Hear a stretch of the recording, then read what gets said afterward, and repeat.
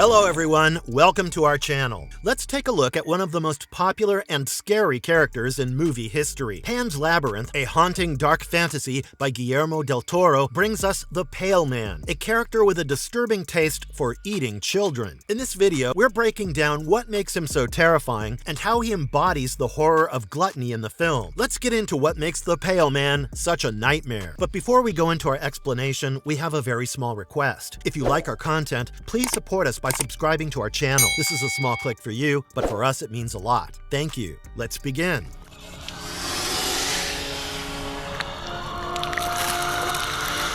Who is the Pale Man, and what is his story? Pan's Labyrinth is set in Spain in the early Francoist period. The movie follows Ophelia, who is believed to be a princess. She moves with her mother Carmen to live with her new stepfather, Captain Vidal, a guard officer tasked with getting rid of anti-fascist resistance. The king of the underworld believes that his daughter's spirit will eventually return after she dies in the mortal world. He builds labyrinths to act as portals for her return home. Ophelia is led to one such labyrinth by a fairy where she meets a faun who tells her she needs to accomplish 3 tasks to return. The second task that she's supposed to complete is where we encounter the Pale Man. Before we encounter him in the film, the Pale Man is said to be a glutton. Because he was constantly hoarding, he was banished to the netherworld. With time, he developed a hunger for children. He would go hunt them whenever he would leave his lair. The movie doesn't explore his background much, but the novelization does. It takes a look at his childhood. People would call him Polito because he hated the sun and he was too pale. He starts off killing insects and animals before he makes his first human kill, his 13-year-old brother. He then goes on to work for a priest from the Spanish Inquisition, where he learns how to torture and kill people. What follows is a killing spree. Ophelia is warned not to eat anything from his lair when she goes to retrieve a dagger that is kept locked there and to take her fairies with her. The Pale Man is the guardian of this dagger. She ends up finding the dagger, but she doesn't succeed in following the rules. Unable to resist temptation, she eats from his banquet, which causes him to wake up and chase after her. He ends up killing 2 of the fairies she comes with, and Ophelia herself escapes from him in the nick of time. What does the Pale Man look like? As his name suggests, the Pale Man is pale, thin, hairless, and completely still and hunched over as he sits at the head of the banquet table. He also seems to have lost a lot of weight. This is evident from the way his skin sags. This is weird because he's surrounded by food and also seems to consume children. His figure mimics that of a human, and by doing so, he's bringing in the concept of the uncanny, where something familiar is presented in an unsettling way. This creates a feeling of terror in viewers. His eyes can be found in the palms of his hands, with the tips of his fingers as eyelashes. He has a mouth and nostrils. His lips look like they've been carved out. All these human features have been disfigured and presented in a way that makes him look terrifying. The story behind how this character was designed is very interesting, as it's had many versions. The Pale Man started as a wooden man who had drawers in his chest where he kept the dagger. But if you open the wrong one, you would be assaulted with a long, thin, slimy tongue that would lick your face. Pretty gross, right? The second idea that they had was to make him a fat old man who would suddenly become thin. But Del Toro wanted him to be thin and have skin that would hang off. For this, he gave Salvador Dali's painting of the melting clocks as a reference. With further comments from him, the eyes and nose were also removed. He even wanted a transformation into a screaming horse skull, but later settled on what we know as the Pale Man today, a nightmarish, human-like monster.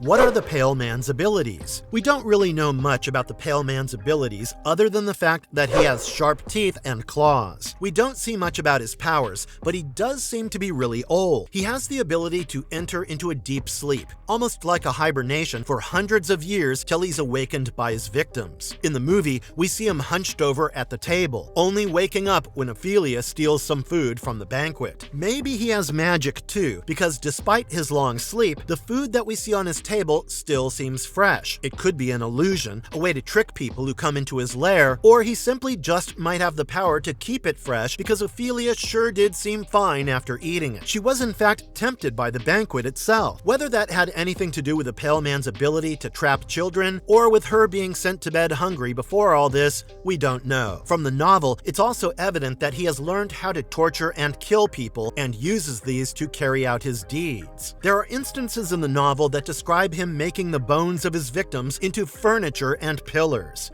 Disturbing, isn't it? What does the pale man eat? Well, I don't think I have to say it again here, but for those of you who haven't been paying attention till now, it's children. It's his hobby, really. We see paintings in his lair of him eating children one after the other. We see them begging for mercy in these. We also see a corner that's piled with the clothes and shoes of his victims, suggesting he has consumed all of them, bones included. Or maybe he has repurposed them into pillars and furniture like the novelization suggests, but one can never know. The pale man has one goal: to stop people, especially children, from eating his banquet. He only wakes up when Ophelia takes a few grapes from his table. The fairies he devours are also done while he's trying to find and eat Ophelia.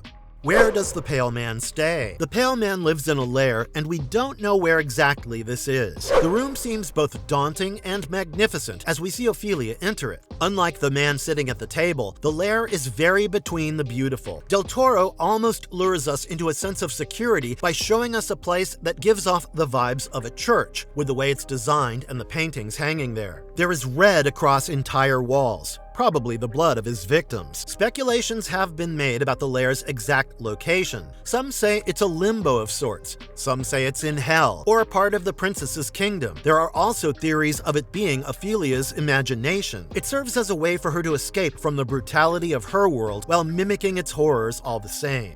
How does one get inside the pale man's lair? Ophelia enters the pale man's realm using a magical chalk that creates an entry into this fantasy world. The door that she opens is very thick and heavy, suggesting that it would be hard to get out. There are windows all around to let sunlight out, but just that. They're not big enough to see through. There's no other way in or out except the one she came through. So how exactly do the children that the pale man eats get there? Do they all have pieces of this magical chalk? Or do they accidentally stumble upon an entrance to his realm? We have no idea how he's able to find and eat these children. Maybe he has ways to lure people in, or to get out of there.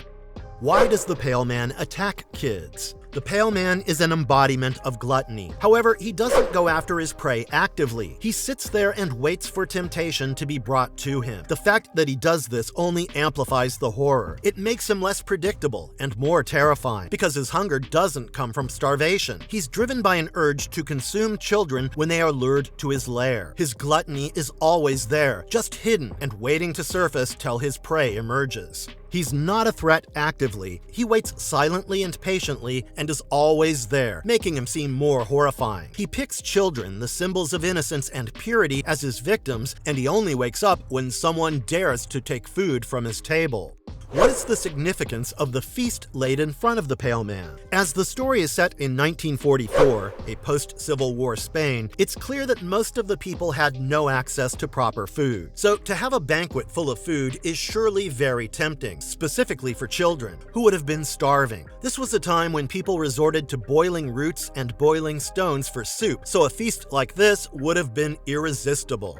What makes the pale man pure evil? The novelization gives us a backstory to the pale man, which tells us what exactly makes him so evil. As we've already explored, the pale man, or Polito as we know him from the novel, used to kill animals as a hobby. He kills his own brother simply because of jealousy. He also stabs the man who taught him how to torture and consumes his heart. What is worse is how he starts consuming children after all of this. It's not just this that makes him the embodiment of evil. What pushes the bar is the fact that he does this because he wants to, not because he needs to eat. He's not feeding himself, he's oppressing someone who wants to eat from the food he never consumes. The food is just bait to him, nothing more. He's a representation of unreasonable power, a living reality of the evils that humans constantly commit to each other.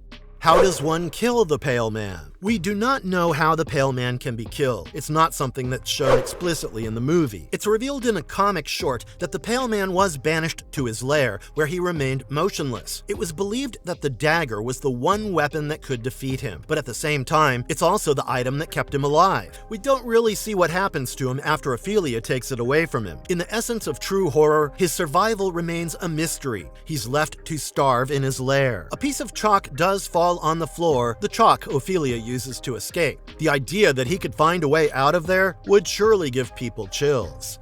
How is the Pale Man connected to Slender Man? The Slender Man, as we all know, is a very popular fictional character who came up as a creepypasta meme. The Pale Man is said to be one of the characters that inspired the Slender Man. They have similar appearances. The Slender Man's face is white and has no features. He's also extremely thin and tall. They both tap into the idea of the uncanny to induce horror. Another common thing that they both share is their preference for victims. Slender Man, like the Pale Man, has an affinity for kids. He's known for stalking and abducting children.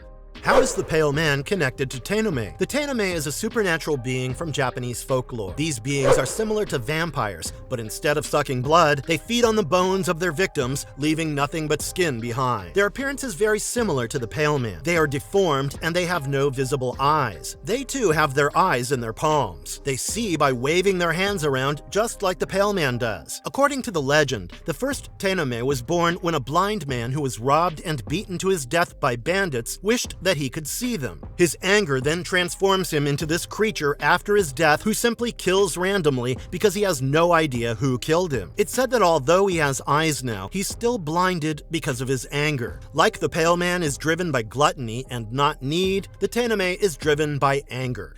Is the Pale Man meant to represent more than just a monster? The Pale Man is more than just a monster. In Ophelia's eyes, he's framed very identically to Captain Vidal as an expression of his monstrosity. Ophelia is sent to bed without food before she encounters him. The captain sits at the end of a table filled with food, just like the Pale Man does. Captain Vidal is an important figure in the fascist party in power. This comparison probably refers to how these leaders sit there and feast while people starve. The feast itself is a reference to obedience, to what you can get if you just give in. But at the same time, if you do give in, you are devoured by those in power, like the Pale Man devours the children. Del Toro himself says that the Pale Man represents all institutional evil feeding on the helpless. His actions represent how those in power function. They sit there, dormant, unnerving but harmless until they're given a reason to snap. They're always there, lurking behind and ready to oppress anyone who dares to step out of line. He's an embodiment of the terrors that a repressive regime can bring, that anyone who has too much power can bring. His devouring of the children who dare to eat the food is a reference to how people who challenge authority are silenced, a symbol of institutional violence. He's also a manifestation of the patriarchy. As Del Toro points out, it's not accidental that he's A, pale, and B, a man.